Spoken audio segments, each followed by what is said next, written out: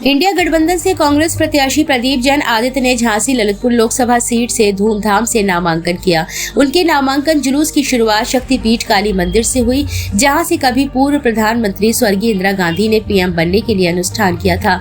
उनके नामांकन में उमड़े जन सैलाब से गठबंधन दलों के नेताओं के चेहरे खिले नजर आए हैं। नामांकन के बाद मीडिया से रूबरू हुए प्रदीप जैन आदित्य ने कहा कि यह चुनाव संविधान बचाने, अत्याचार व अन्याय के खिलाफ लड़ाई लड़कर आमजन को उनके अधिकार दिलाने का है। प्रदीप जैन ने कहा कि बुंदेलखंड तमाम समस्याओं से जूझ रहा है। सरकार जुमलेबाजी कर विकास का दावा कर रही है। वहीं सपा नेता व पूर्व सांसद डॉक्टर चंद्रपाल सिंह यादव ने कहा कि भाजपा सरकार ने विकास के नाम पर अखिलेश यादव की सरकार में हुए कामों को गिनवाने के अलावा कुछ नहीं किया है। एक सवाल के जवाब में उन्होंने कहा कि जनता बदलाव का मन बना चुकी है। इस बार भाजपा का अहंकार जरूर टूटेगा। तहलका न्यूज से राकेश शर्मा की रिपोर्ट। के साथ चुनाव लड़ रहा है और तमाम काम आपकी सरकारों ने भी कराए हैं। भाजपा का दावा है कि हमने विकास सबसे ज्यादा किया है। आप इस बात को जानते हैं कि पहले तो आपको बता दें कि इंडिया अलायंस के प्रत्याशी भाई प्रदीप जैन जी हैं और हम सब लोग मिलकर के जितने घटक दल हैं, समाजवादी पार्टी या अन्य जो भी दल है, सब पूरी तरीके से भाई प्रदीप जैन जी का पूरा समर्थन कर रहे हैं और पूरी ताकत से समर्थन करेंगे और निश्चित रूप से इन्हें चुनाव जिताएंगे। एक बात। दूसरी बात, आप इस बात को अच्छी तरीके से जानते हैं कि बुंदेलखंड में जो विकास के काम हुए हैं दिखाई दे रहा है सामने कि किसने किए। आपने जब माननीय अखिलेश यादव जी उत्तर प्रदेश के मुख्यमंत्री थे तब आपने देखा सीकरी बाजार का फ्लाईओवर बना, उन्हीं की देन है। बच्चा बच्चा जानता है, भले ही उन्होंने अपने पूज्य पिताजी का नाम जो है उसमें लिखवा करके अपनी वाहवाही ले ली, लेकिन झांसी का बच्चा बच्चा जानता है कि किसने बनवाया। हम लोगों ने पैरवी की और माननीय अखिलेश यादव जी ने घोषणा की और वो ब्रिज बना। आज पैरामेडिकल बनाने में किसका श्रेय है? यहाँ मिलिट्री स्कूल बना, किसने बनवाया? अखिलेश यादव जी की सरकार में ये सब बने। 500 बेड का हॉस्पिटल मेडिकल कॉलेज में जो घोषणा की थी आप लोगों के सामने माननीय अखिलेश यादव जी ने की। तो हमारा कहने का मतलब बुंदेलखंड के विकास के लिए जो भी काम हुए हैं वो सब जो है धरातल पे दिखाई दे रहे हैं, लोग महसूस कर रहे हैं, उनका लोग लाभ ले रहे हैं। जहाँ तक आपने सवाल उठाया था कि डिफेंस कॉरिडोर, आपने देखा डिफेंस कॉरिडोर की जमीन जो है अधिग्रहित ये कम से कम 10 साल होते जा रहे हैं, लेकिन उसके डिफेंस कॉरिडोर में कहीं कुछ दिखाई नहीं दे रहा। आज तक कोई जो है कोई एक भी कारखाना बनने के नाम पर नहीं कहते, उसमें मिसाइल बनेगी, बड़े बड़े हथियार बनेंगे, लेकिन कहीं कुछ लगता नहीं।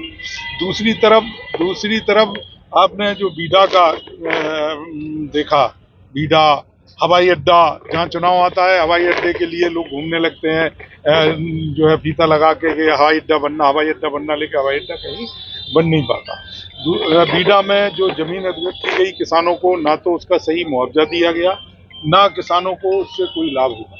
हम तो आज भी मांग कर रहे हैं कि सरकार को ये चाहिए कि जो जमीन उनकी जा रही है शहर के किनारे है, विशेष रूप से जो विकास प्राधिकरण की सीमा के अंदर है, आप समझ लो विकास प्राधिकरण की सीमा के अंदर जो गांव हैं उनको एक बहुत नॉमिनल मुआवजा दिया जा रहा है और दूसरा उनके परिवार के लोगों को कोई नौकरी देने का सरकार वादा नहीं कर रही।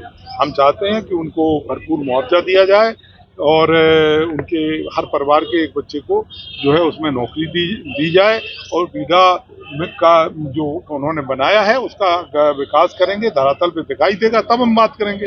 अभी तो केवल किसानों की परेशानी के लिए ये काम कर रहे हैं। दूसरी तरफ आप देख रहे हैं कि बेरोजगारी दिन पर बढ़ती जा रही है, विशेष रूप से बुंदेलखंड में पूरा नौजवान हमारा बेरोजगार है, महंगाई आज बढ़ रही है, किसान को उनकी उपज का सही मूल्य नहीं मिल पा रहा। आप देख रहे हैं किसान को ओले पड़ गए, लेकिन किसान के पूरा बर्बाद हो गया, लेकिन किसान को कोई मुआवजा नहीं मिला।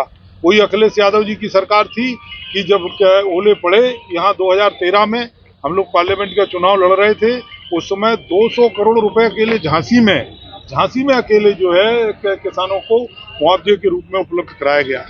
तो जिसके मन में किसान के प्रति पीड़ा होती है वही किसान का भला कर सकता है।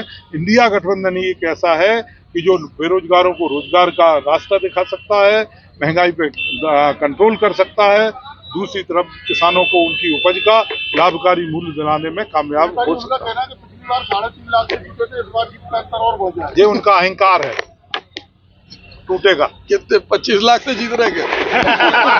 ये क्या मुद्दे रहेंगे, राष्ट्रीय और प्रदेश के मुद्दे अलग है, स्थानीय स्तर पर क्या मुद्दे रहेंगे? देखिए, हम लोगों की लड़ाई बाबा साहब भीमराव अंबेडकर जिन्होंने यह संविधान दिया था, देश के हर व्यक्ति को समान अधिकार दिया था, उसको सुरक्षित करने के लिए हम लोग इस बुंदेली माटी में प्रयत्नशील हैं कि कैसे बाबा साहब भीमराव अंबेडकर के संविधान को जो बदलने की बात चल रही है, कुचलने की बात चल रही है, उसे हम पूरी तरह से दूर करें। क्योंकि जब भी सुनते हैं, कभी गाजियाबाद में उनके प्रत्याशी बोलते हैं, आज ऐसे में हम लोगों का जो लक्ष्य है कि उनके संविधान के द्वारा ये हर व्यक्ति को जीने का अधिकार मिला, वो अधिकार भी बुंदेलखंड में कहीं ना कहीं छीना जा रहा है। व्यक्ति काम मांगता है तो मनरेगा में काम नहीं मिल रहा, पीने का पानी मांगता है तो पीने का पानी नहीं मिल रहा, नालियों में मटमैला पानी आ रहा, मरीज जिसे जीवन जीने का अधिकार है, इमरजेंसी में भर्ती है, लाइट चली जाती तो वो ठीक नहीं होती।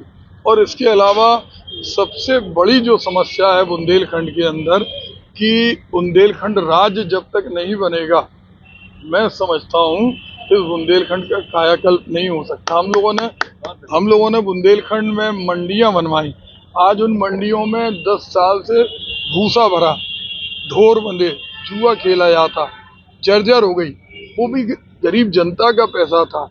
तो बुंदेलखंड में कुछ भी नहीं हो रहा।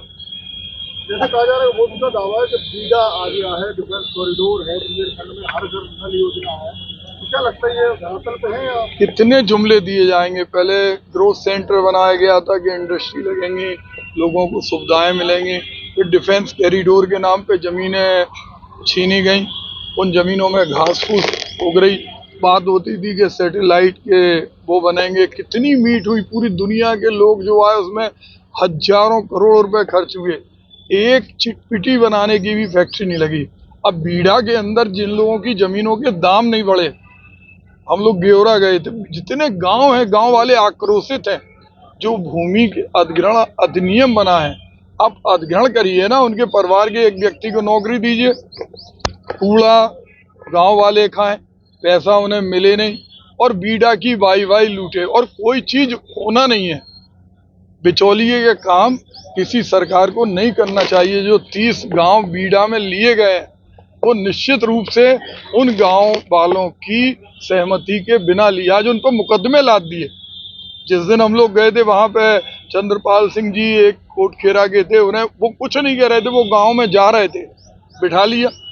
तो ये दबाव जो बाबा साहब भीमराव अंबेडकर में संविधान में लिख के कहा था कि इक्वलिटी का राइट्स है, राइट्स ऑफ फ्रीडम है, आज हमारे पूर्व सांसद जिन्होंने पूरी दुनिया के अंदर देखा है कि भारत के अंदर किस तरह से संविधान को बदलने का षड्यंत्र चल रहा, और यही कारण है किसी की आवाज सुनी नहीं जाती, सुनाई जाती। क्या बिगाड़ा था उन गरीब अहरवार परिवार के लोगों ने? हमसे राजनीतिक बुराई, हम पे मुकदमे लग जाते, लेकिन उस 70 महिलाओं पर, अहरवार समाज की, उन पर क्यों मुकदमे ला रहे? प्रेमनगर क्षेत्र में हम लोग गए, एक साहू परिवार के व्यक्ति, निर्धन साहू परिवार, ईमानदार साहू परिवार, उस परिवार के व्यक्ति को प्रताड़ना से मार दिया, रिपोर्ट नहीं लिखी, उल्टा हम पे थाने लूटने का मुकदमा लगा दिया। आप हम लोगों पे लिखो जितने राज, लेकिन आप गरीब, उन पे भी साहू परिवार के दर्जनों लोग आज भटक रहे हैं। तो ये जो हालातों में क्या लगता है किससे फाइट है? देखिए, जनता चुनाव लड़ रही है और जनता के मन में परिवर्तन है। जैसे रोटी लगातार तवे पे एक ही तरफ होती है, लोग बदलना चाहते हैं, लोग चाहते हैं। लोगों ने 5 साल का कार्यकाल हमारा भी देखा है, खुली किताब है, और 5 साल का कार्यकाल हमारे वर्तमान सांसद जी का देखा है। हमारी कितनी पूंजी बढ़ी थी और उनकी कितनी पूंजी बढ़ी थी। जब पूंजी बढ़े, जब आदमी जिस चीज पे ध्यान देता है उसमें ही तरक्की होती है। अगर कोई खेलने में ध्यान देता है तो वो अच्छा खिलाड़ी बनता है, कोई उद्योगपति अपने व्यवसाय में ध्यान देता है तो उसकी पैसे में बढ़ोतरी होती है। लेकिन जनता की जेब ढीली हो गई, इतने हजारों की संख्या में लोग बढ़े, किसी के पास भी आय नहीं बढ़ी। क्योंकि कुछ उस पर ध्यान नहीं दिया गया। 2 गांव लिए गोद, 2 गांव, 1767 गांव में 2 गांव गोद लिए। उन गांव में भी कोई सुविधा नहीं। उन गांव के लोग भी कह रहे कि नो एंट्री, आइए मत।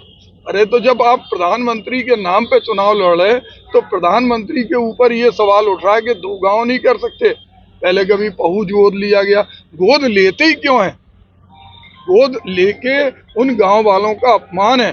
झांसी की रानी का नाम बदला गया, सांसद जी खामोश रहे, सरकार खामोश रही। शमशान घाट पे हाउस टैक्स लग गया। कोई भी चीजें ऐसी नहीं है जिन चीजों से कहीं यहाँ की जनता को राहत हो। आज बुंदेलखंड प्रांत पर हम लोगों ने संकल्प लिया है कि हमारी जो लड़ाई है वो जब तक जारी रहेगी, जब तक जो वायदे बुंदेलखंड राज्य बनाने के उन्होंने पूरे नहीं किए उनको हम पूरा करेंगे।